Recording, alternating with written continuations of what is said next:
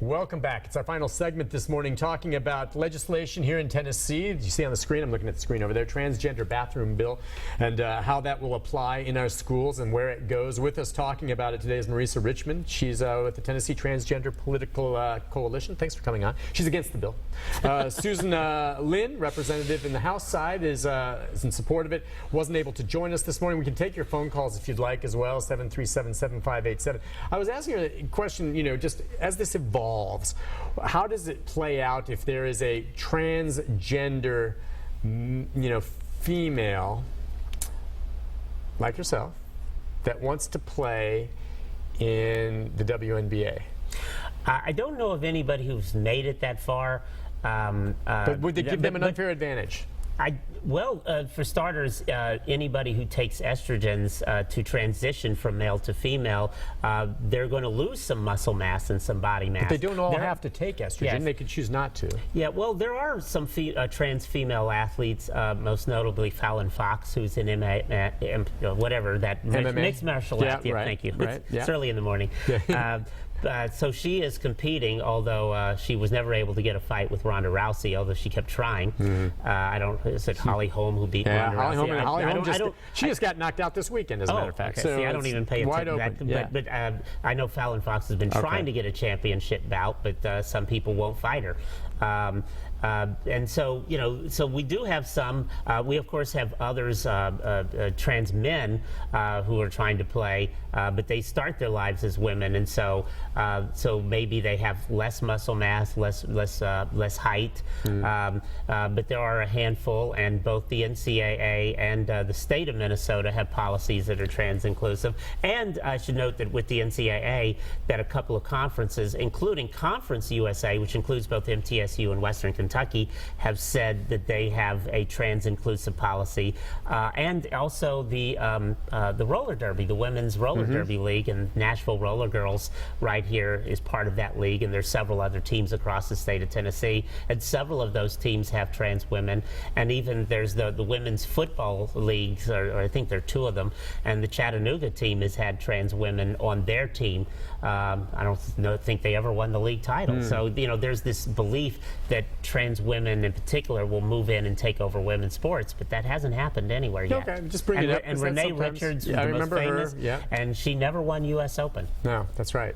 She was playing tennis and never won the U.S. Open. Is there a number? Is there any way you can give us what percentage of the population do we think in the United States is transgender? Is there any way to know? Too many of them still not coming out? Yeah, people are coming out at different ages, although, as I noted earlier, they're coming out earlier. The U.S. Census Bureau has never formally counted the transgender population. We tried to get them to do so in 2010. They didn't do it. I don't know where that stands for the 2020 census. When we did that national survey in 2011, we had 6,400 people respond. And there's a brand new survey that was just completed in September, and the numbers are still being crunched and will be released in June. But I think we got 25,000 participants nationally. So the numbers are clearly increasing. I don't think the number of trans people are increasing, but the number of people who are willing to come out of the closet and be counted is increasing. And that's clearly because we're talking about it more. People are getting more educated. They're more likely and willing to. Yeah. And so they're seeing people like Laverne Cox on Orange is the New Black, Janet Mock. They're seeing people like myself and other trans activists all over the country doing interviews like this and talking about these issues. We introduced legislation of our own to ban discrimination in the workplace and also to allow transgender people to change birth certificates, because Tennessee is the only state with a ban on gender changes on birth certificates. But of course, we have to spend a lot of our time this particular year fighting this horrid bathroom bill. Oh, so in Tennessee, you can't. Other states, you can go and change your gender on your birth certificate? Tennessee is the only state that's ever passed a law. Was passed. When did they pass that? 1977, and the only. But why did it even come up then? Well, we think it was Renee Richards. So that should be. Well, that's the only connection. I was going to say, because it really wasn't in the national consciousness. Right, because one of the sponsors, they were both from Memphis on the House and Senate side. They're both both retired. One passed away. So I don't know why they brought it up then, but the only thing we could find that was going on in '77 was the story about Renee Richards, and we think they just simply panicked and freaked out. So here we are now, 39 years later, and not one state has seen the wisdom in following Tennessee's lead in passing a similar bill. Why do you, yeah, speechless. Why? Well, I'm wondering why, for instance, if you could in Tennessee, is there a reason, I guess, just so it's correct, or is there an advantage, other tangible advantage to changing the gender so it reflects what you are on your birth certificate? Well, I can't remember the last time someone asked to see my birth certificate. Well, yeah, exactly. Most people. Yeah. But one trans woman who now lives in Georgia, because they're issued by your state of birth, she's married, she's adopted children, and she said, I'm listed as a woman on my children's birth certificates, but not on my own. So for her, it's about peace of mind. Sure, I understand that. But we have tornadoes and floods here, and if you lose everything, you have to start reestablishing your identity. And usually the first thing you have to do is you start with your birth certificate. Sure. So, and when people are updating their driver's licenses and passports, those government agencies, although you can change gender, the first question usually are asked is, we need your birth certificate to prove your citizenship. And so then people have to go through this rigmarole of outing themselves to those clerks who have, it's none of their business. And so there's all these various ways that trans people are forced to come out of the closet to people that are not going to be part of their daily lives, and that they shouldn't have to do these sorts of things, but yet they have to because of the inability to change birth certificates. Wow, you know, I can imagine it's confusing enough for an adult to go through that kind of stuff, and that's kind of what I want to hit on as we wrap things up. However you feel about the issue, the one thing that concerns me the most is any young person who is feeling this way, no matter what, it's got to be a little confused. It's confusing enough for just, you know, kids that are going through puberty, it's confusing.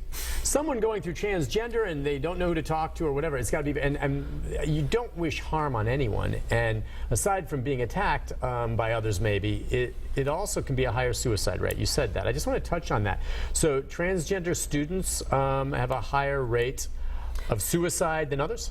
Yes, and I wish I'd brought the numbers, but we have seen those numbers around the country, and it's an unfortunate fact that we do lose a lot of people, and when these stories circulate. Is it because they feel ostracized, they don't know, or they've been bullied or picked on by others, that they finally realize they have nowhere to turn, they don't know what's going on with themselves, and they say that's it? A lot of them tend to be in isolated rural communities, so there are no resources, and they don't have those personal friendships. They're bullied at school, and in some cases they're rejected by their own parents. And so we had a horrible situation of a young trans woman in Ohio who stepped in front of a truck on the interstate, and she had posted a statement just before she did so on her Facebook page saying, you know, my parents reject me, and this is their fault.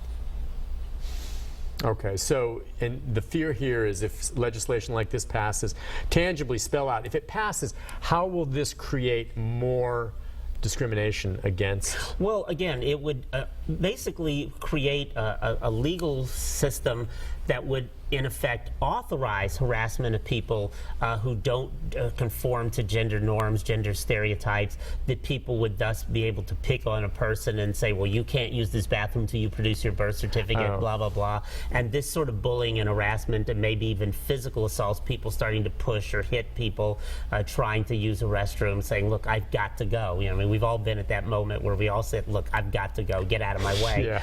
And there's going to be this pushback, and there's going to be some altercations, and we've seen many situations where trans people have been severely beaten up. There was a video of a trans woman trying to use a restroom in a McDonald's in Baltimore, and two women assaulted her. They beat her up. She collapsed on the ground. They proceeded to kick her, and as they were doing so, she started to have a seizure. Thankfully, because the employees, they thought it was funny, and they posted this on YouTube. So thankfully, McDonald's responded by firing the employees, and the state of Maryland used that video to identify the assailants, and they were prosecuted for Maryland hate crimes. Yeah, you know what? I was thinking too, by the way, I wouldn't know, for instance, if someone transgender, a stranger walked into a bathroom with me or whatever. I wouldn't know that. Now, do you believe most of the students in these schools know who is transgender? Not necessarily, no. You may not know, right? I mean, Right. but eventually, in some, like I was telling her, I had watched a documentary on this, and in some of these schools, it's fairly well known. In some of these cases, and they were accepted by their friends. Well, in a small school, you know, where maybe in a small community everybody knows each other, but as you start to get to these bigger schools, and especially as you move away to college, and maybe you're going to a school away from your hometown, and as long as, you know, the professors are respectful and using the name that you asked to be used, because, you know, maybe Nicholas is your name, but you go by Nick, and so you ask your professors, please call me Nick, I don't use Nicholas. And so, you know, a trans person asks for that, we expect the professors to honor that request. Absolutely. And if they don't, they're going to out that student. All right. What do you think the chances are of this law passing? You get any sense? Yesterday was the LGBT community's Advancing Equality Day on the Hill, organized by one of our partners, the Tennessee Equality Project, and we talked with members of the committees. A lot of them expressed a lot of the exact same issues and concerns that we were raising. So we're hoping that people who are thoughtful and taking the time to really look at these issues will understand this is really bad legislation and that they will vote no. The key on this, in my opinion, is education. And once you learn the details, if you decide you're still against it, I can totally understand, that's fine. Vice versa. But educate yourself like the South Dakota governor did. Because I think, in general, first blush, when someone's told who is not transgender, how about this person using the bathroom? They're going to say no. First blush. 99% are going to say no, just without knowing it. But if you educate yourself, I think, and you learn a little more about it, I think that gives you a different perspective, big time. And that's what happens. So that's what you guys are trying to do, is to educate on that cause. Correct. And get the word out. But it'll make its way through this legislative session. And then maybe well, we hope it doesn't. Yeah, well, one way, up or down, right? Or do you think it could be? We want just a straight no vote.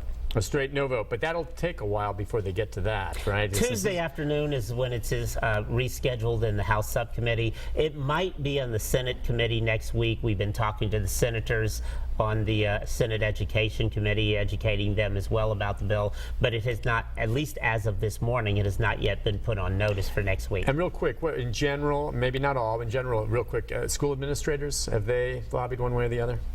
Have you heard directors of schools? I haven't talked. We don't know if the Tennessee School Board Association has taken an official position. We know they're monitoring the bill. The Tennessee Education Association, I think, is opposed to the bill. Tennessee Board of Regents, the Tennessee Department of Education have serious concerns about this. There's quite a bit of clergy out there also. I know the ACLU, of course, but other clergy have come out against the bill as well. There's a letter signed by at least 75 ministers across the state saying this is bad legislation.